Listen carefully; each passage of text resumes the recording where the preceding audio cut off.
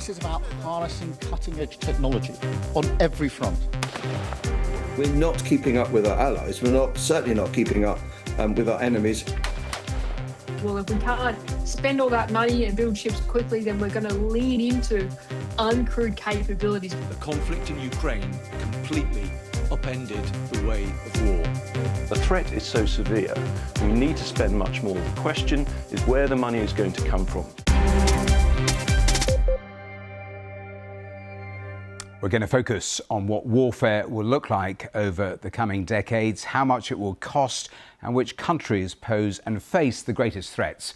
Well, across the world, countries are announcing plans to radically overhaul their military strategies and integrate technologies which are changing the face of the battlefield. Well, among them is the UK. Here's the Prime Minister Keir Starmer on harnessing the latest technology. We'll build a new hybrid Royal Navy, uncrewed ships, above and below the surface, Typhoons flying with autonomous wingmen, making them invisible to enemy detection, a new fleet of surveillance drones collecting intelligence and finding targets, and a surge in low-cost one-way attack drones. This is about harnessing cutting-edge technology on every front. The Security Brief's Mikey Kay is with us. Mikey, what do you think warfare is going to look like, say, in 20 years' time?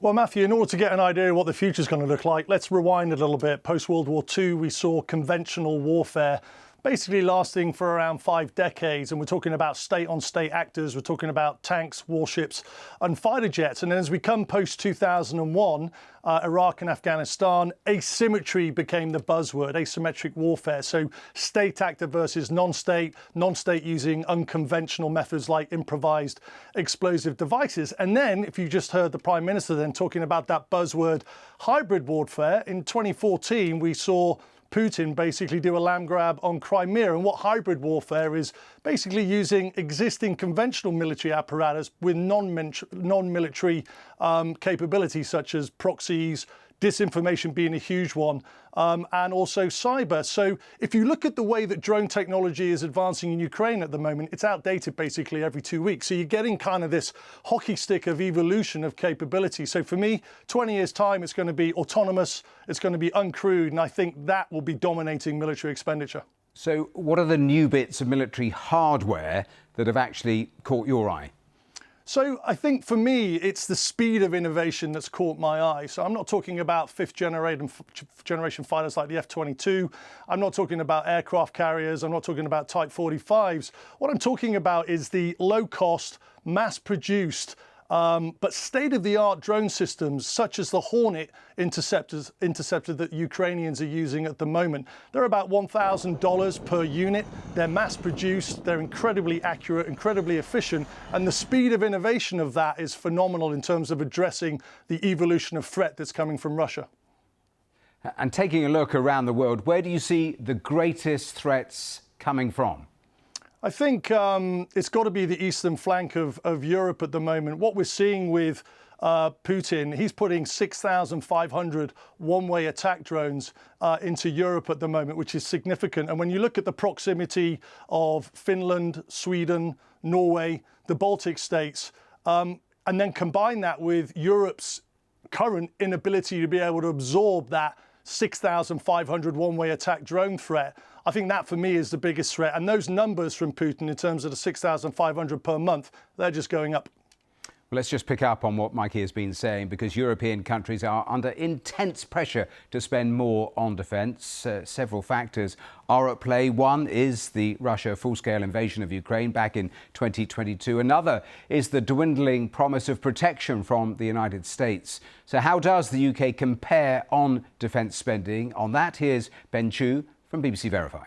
Here's NATO qualifying defence spending in a range of different countries as a share of their overall economies, showing how it's changed between 2014 and 2024. As you can see, the UK has been relatively flat over that time, though slightly rising from 2.1% of GDP to 2.3%.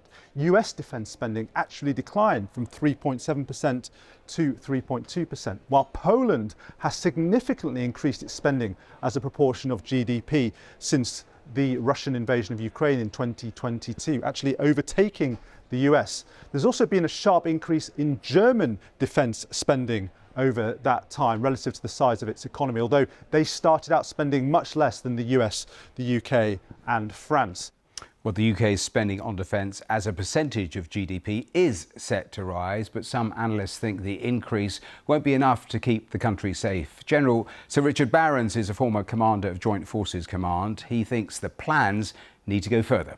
If you look at most of our European allies in NATO, they have smelt the fear. They're spending more money much faster on revitalising and beginning to transform their armed forces, and they're looking at the UK, who were once an exemplar of a European nation in NATO.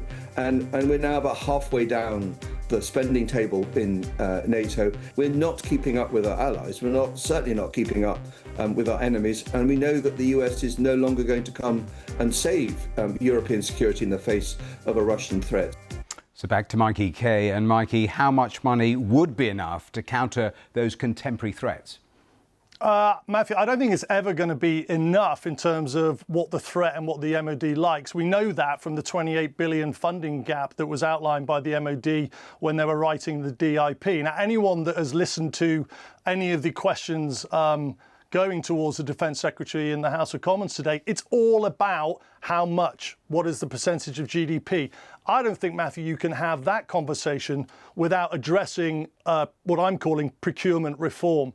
Procurement has legacy long timelines, it's supremely expensive, and as soon as you order a certain capability, it's really hard to adjust it and keep up with advanced technology. So I think for me, as I said earlier on, Ukraine technology, drone technology has been outdated every 2 weeks. So the big question, apart from the spending, is that how do you refine, how do you make a procurement system more agile and versatile to be able to deal with that changing threat? Well, let's stay with Ukraine because the war there has transformed what is understood about the modern battlefield, and the conflict has become a real-time testing ground for new technologies. Cheap autonomous drone systems are now an essential part of the military toolkit. Well, despite having limited resources, Ukraine has been able to destroy Moscow's Black Sea fleet, strike deep into Russian territory and stall Russian advances. Here's President Zelensky on the successes that Ukrainian drones have had in this conflict. Майбутнє вже перше в історії цієї війни. Ворожу позицію було взято виключно безпілотними платформами НРК та дронами. Well, Maki, let's get more on that war and how Ukraine has actually changed what we know about the modern battlefield. Yeah, you're absolutely spot on, Matthew. Deep strike is one of the critical capabilities. You remember, if you go back to February 2022, Zelensky was engaged in conversations with the then President Joe Biden on ATACMS and HIMARS. HIMARS was the launcher, ATACMS was the missile. But Zelensky couldn't get permission to strike inside Russian territory. And now you're seeing things like the FP5 Flamingo that has a range of 3,000 kilometers that is critical in hitting energy infrastructure. That's having a massive effect on Russia's economy. But the other one, I spoke to a Special Forces drone commander a couple of weeks ago. It's all about mid-strike at the moment, and it's this ecosystem of drones that they are using to basically fire into about 150 kilometers behind Russian enemy lines and strangle those resupplies of Russian infantry operating in the occupied territories. And they're doing that with a one-way attack drone called the Beluga that will take out armored vehicles supplying the front line. But they're also using the Hornet, the Interceptor, to take out one-way attack drone missiles, and also another drone called the Dementor, which is taking out the plethora of intelligence, surveillance and reconnaissance drones that the Russians are using in order to get situational awareness. So it's that ecosystem of drones, if you like, that are particularly effective at the moment in the occupied territories of Ukraine. Well, to understand where the future of warfare is heading, it is important to look at which countries are making the biggest investment. First, Russia, because it's the world's third largest military spender behind only the US and China. Last year alone, it's estimated they spent almost $200 billion on their military. But 5 years into the full-scale invasion of Ukraine, it's estimated that almost 500,000 Russian soldiers have been killed. Back to Mikey, and what do we know about the state then of the Russian military? Well, let's break it down across land, sea and air. The last data point from when we reported on the security brief was 1.4 million Russian soldiers had either been killed, taken POWs, or injured. 1.4 million, that's phenomenal. And there are reports suggesting at the moment that the life expectancy of a Russian infantryman that is reaching the front line, the life expectancy is 20 minutes, which is a staggering data point. That's just the personnel component.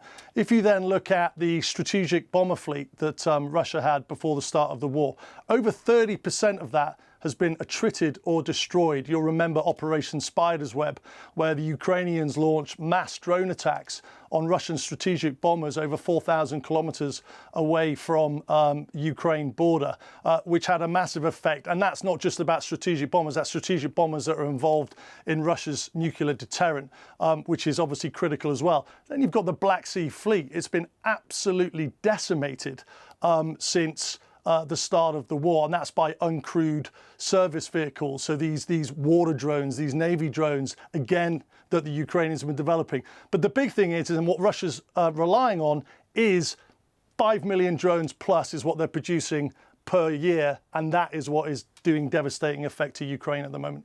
Well, let's turn to China now, because China has the second largest military spend in the world, with the budget in 2026 of more than $270 billion. Some analysts think the figure could be much higher. Over the past few decades, Beijing has concentrated on modernising its armed forces, aiming to become a military superpower as well as an economic superpower. Where has China been investing its defence spending? Mikey, pick up on that thought in terms of where they've been spending. Yeah, Matthew, its rapid naval expansion is the number one, putting it the largest naval capability in the world. That's over 370 vessels. Then you've got to look at the long-range missiles. I mean, the way that they're building long-range missiles, ballistic missile capability, is staggering. And then if you include in that the ability for hypersonic missiles, those missiles that go Mach 5 plus, and they're really hard to intercept, if not impossible at the moment, although capability is catching up with that. And then if you look at, sixth-generation fighters, we're starting to see pictures of those coming online. You're looking at cyber and space, and then this investment in drone warfare. But the one thing I would say, Matthew, is that there are volumes here. There's a mass of production. I would certainly question, though, the technological equality of what the West is producing versus what China is producing. So volume, yes. Technology advancements, I don't think have caught up yet.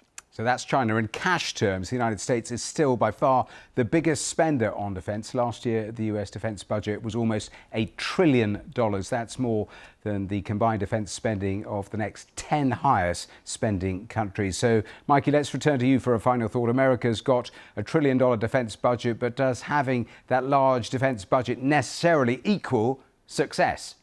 Yeah, this is a good question to end on. $1 trillion, but it's spent on high-tech, high-cost, and high procurement timelines.